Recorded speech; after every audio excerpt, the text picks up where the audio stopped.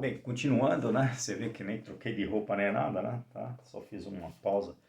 Porque hoje nós estamos numa sociedade que tem que ser tudo para ontem, né? Então, eu vi até que nos Estados Unidos, o pessoal tem tanta pressa, né? Porque tem o drive-thru, né? O cara não senta para comer, cara. Não passa de carro, pega o lanche e vai dirigindo e comendo e tal. O cara não tem tempo para nada, né? Então falou que lá, não sei se é verdade, mas eu vou passar o peixe conforme recebi. Lá tem um velório drive-thru. Então é um velório, né? Tem um lugar que o carro passa, um vidrão assim, um caixão com a pessoa lá, caixão aberto, tá? A pessoa passa. Então, são os dias de hoje, né, meu? São os dias de hoje, né? A pessoa não tem tempo para nada, ela vive numa pilha danada, né? Então vamos lá. Eu sou a favor do Estado minimalista, tá? Um Estado mínimo, transparente, desburocratizado, né? O menos interventor possível. Tá? Então, eu sou a favor de um Estado com essas características. Né? Eu acredito que o Estado ele deva só atuar em poucas áreas. Quais as áreas que eu acho que o Estado deve atuar? Eu acho que o Estado deve atuar na educação, a educação básica, né? Ele garantir a educação básica para todos, né? Educação. Acredito que o Estado também deva ele tá atuar na área de educação, a educação básica, não, da área de educação já falei, na área de saúde, ele garantir uma assistência para a saúde para os mais desfavorecidos, né? Saúde, educação. Eu acredito que o Estado também ele deva atuar na parte de segurança. A parte de segurança é a segurança interna, que seria o sistema nosso de segurança policial, as polícias, né? E segurança externa, que são as nossas forças armadas. Cabe ao Estado ele agir nessa área, tá? Eu acho que é uma área assim que tem uma vocação mais para que o Estado possa fazer. Eu acho que até a iniciativa privada, na parte de segurança interna, ela possa auxiliar, assim como realmente existem empresas de segurança, Parari e Parará, né? Mas nas Forças Armadas, a segurança externa eu acho que é uma característica do Estado mesmo, né?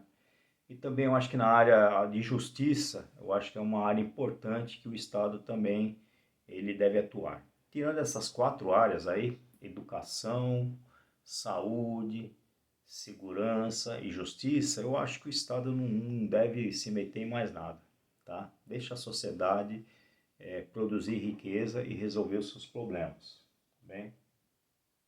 Que ela é muito mais competente que o próprio Estado, tá? Eu acredito no cidadão, no indivíduo forte, tá? O cidadão, o indivíduo forte, é ele que vai construir a sociedade. Então, quanto mais forte o cidadão, é no que eu acredito, é melhor para a sociedade, tá? Então, cabe a nós, cabe a todo mundo fortalecer o cidadão, dar ao cidadão condições dele crescer, que por si só, aqueles que têm aptidão e têm vontade vão seguir esse caminho, né? E garantimos os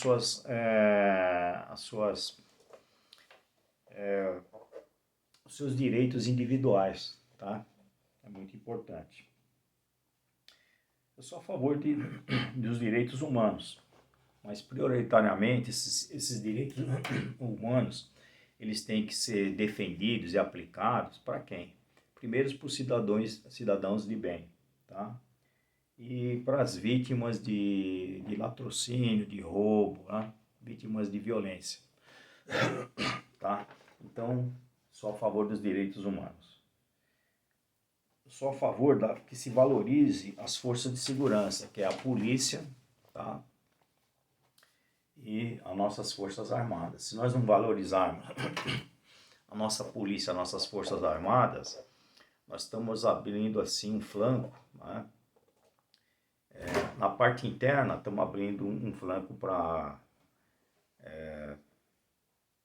a bandidagem, né? E na parte externa, estamos abrindo um flanco aí para, vamos dizer assim, por potências externas, né? Então, precisamos sempre ter forças armadas bem equipadas, valorizadas, né? Com salários bons e o mesmo para as forças de segurança, polícia, né? Civil, polícia militar e tudo mais.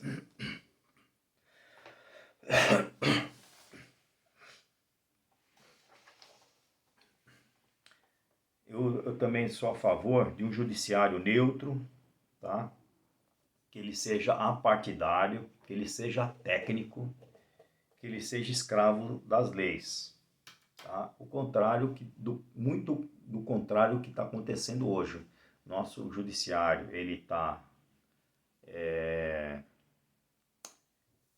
como se diz, ele tá partidário, né? Ele tem lado, ele está saindo da parte técnica, né? Ele está sendo criativo, né? Na interpretação. Ele não está sendo mais, ele não está mais olhando a letra da lei. Ele deixou de ser escravo da letra da lei. Isso é muito ruim, tá? O que acontece? O juiz, o poder judiciário, por exemplo, vou dar um exemplo.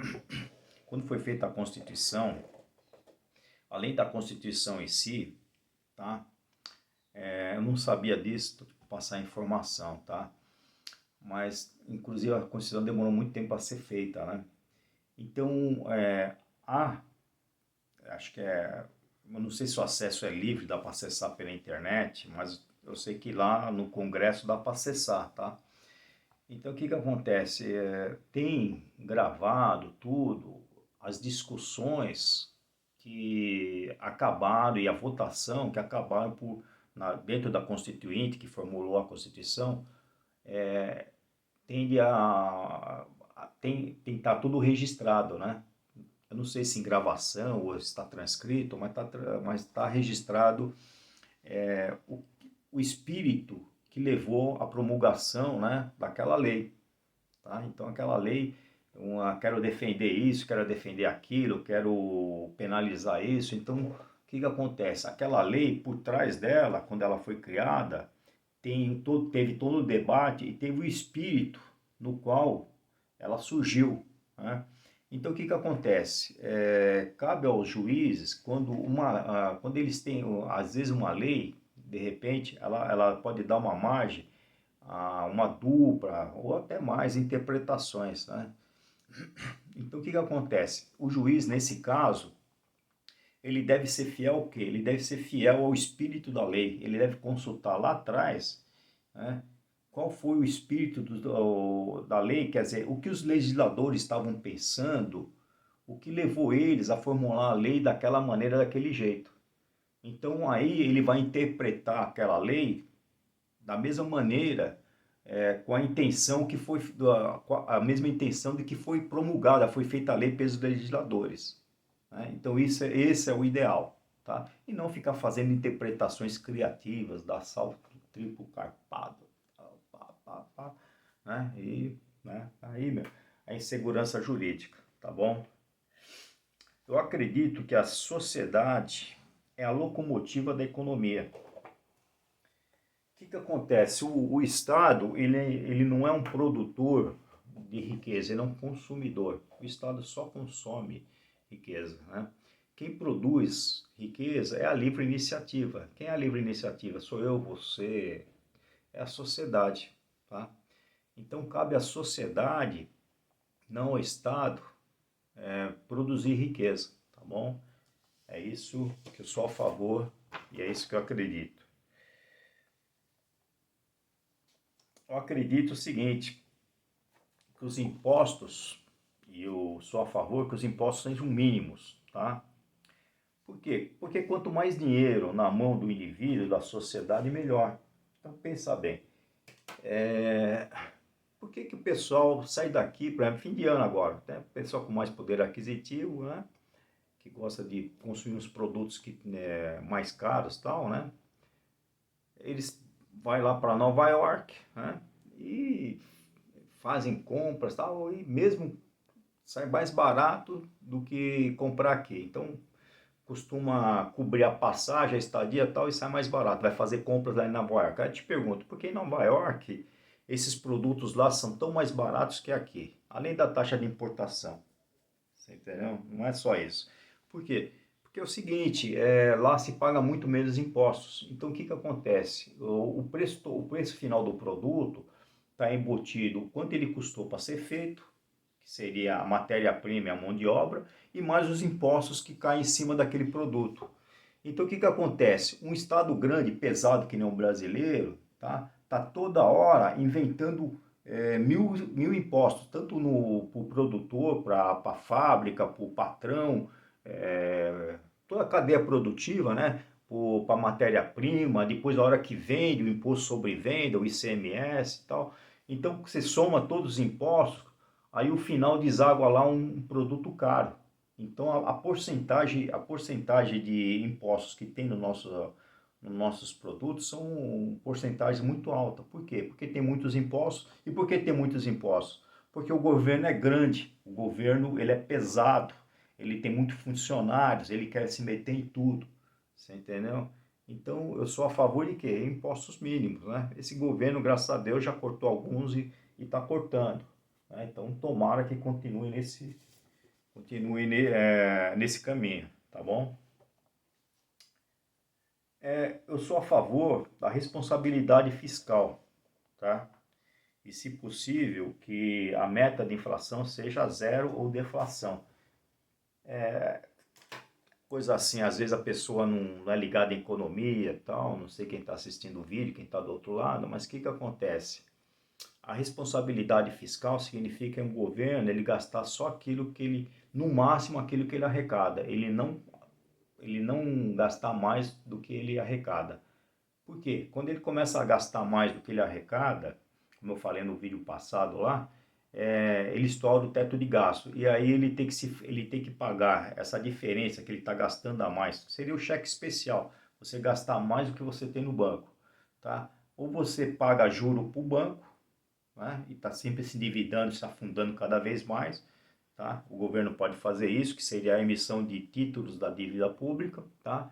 E outra coisa que o governo pode fazer, ele pegar lá e falar, ô Mané, pega a imprensa aí, imprime mais 1 bilhão de reais, imprimir mais dinheiro. Quando ele imprime mais dinheiro, isso aí tem uma consequência.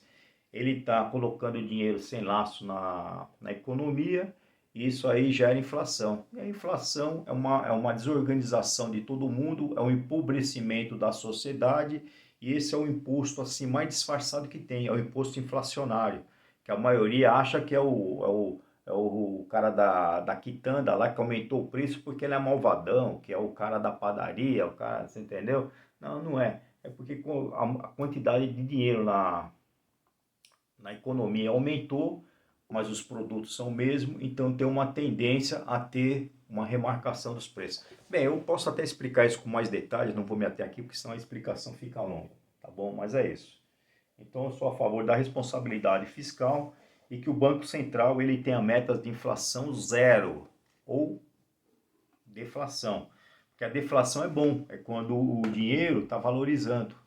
Então, o que que acontece? Você chega no fim do ano, o seu salário o país teve uma deflação de 5%. Pô, você ficou 5% mais rico, meu. O seu poder de compra aumentou 5%. Então, deflação, ao contrário que esse pessoal de esquerda fala, deflação não é ruim, deflação é bom, tá bom? Então, eu até escrevi uma conclusão aqui, vou ler para vocês, tá? O indivíduo, ele é o tijolo com o qual erguemos o edifício, que é a sociedade. Eu fiz uma parábola aí, né? Então, o que que acontece? Assim como para nós construirmos um edifício, nós vamos colocando tijolinho, tijolinho fazendo as paredes, tal, vamos construindo, né, o edifício, né? O indivíduo, ele é esse tijolo que ele forma a sociedade. Então, o que que acontece? Se eu tiver um tijolo muito forte e fizer um edifício, esse edifício vai ser um edifício resistente pra cacete, né, meu? Vai vir a tempestade que for, meu, ele vai ficar lá firme, feito uma rocha, não vai acontecer, não vai ser abalado, né?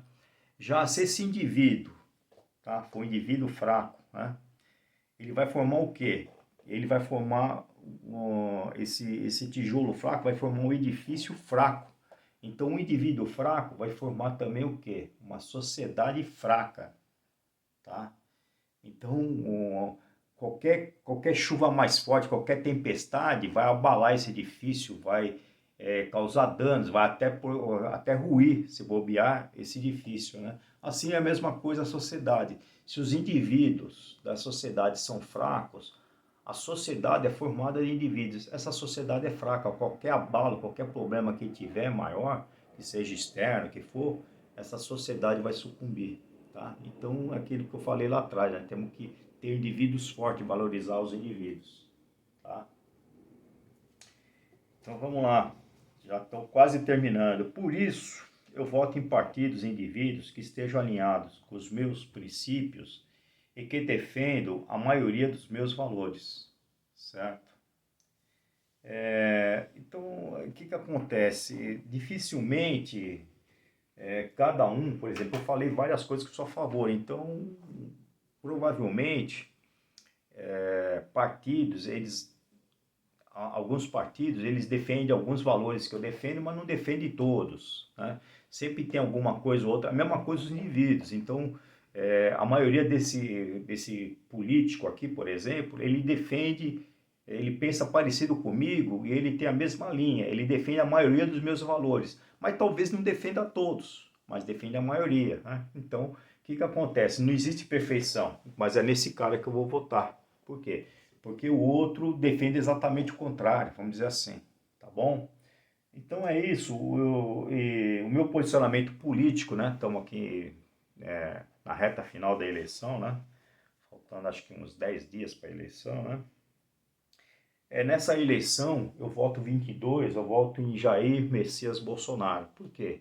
Porque vamos dizer assim, ele tem um alinhamento total com todos os meus valores. Eu acho que não, mas a maioria deles sim, né? Então, ele é o cara que mais está perto dos valores que eu defendo, né? Em contrapartida, do outro lado, ele é exatamente o oposto, né?